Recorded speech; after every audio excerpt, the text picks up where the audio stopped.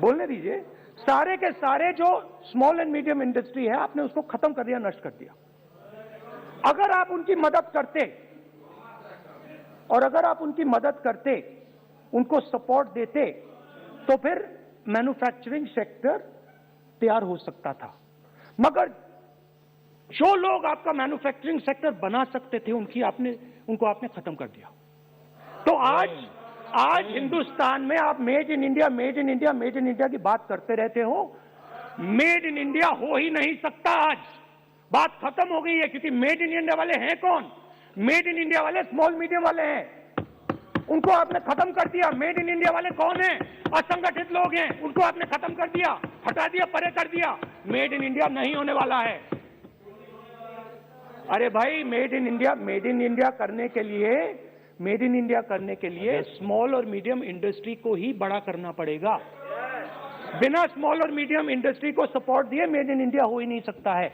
और अगर आप पूछते हैं तो मैं आपको बताता हूं, मैन्युफैक्चरिंग जॉब्स की अगर हम बात करें तो मेरे पास आंकड़ा है यहां पे, पिछले 5 साल में मैन्युफैक्चरिंग जॉब्स 46% कम हुए हैं।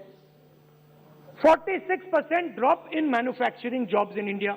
Why? Because you have destroyed the unorganized sector. Why? Because you have destroyed MSMEs.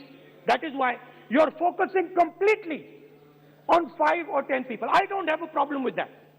I don't have a problem with big industry. Focus on them. But please realize that they cannot produce jobs for you. Small and medium industry is the only people who can produce jobs for you. That is the reality. और हो क्या रहा है? 2 हिंदुस्तान बन रहे हैं, आप यहां पे भाषण देते रहते हो। नया Hindustan, new India, make in India, और कौन से नारे हैं?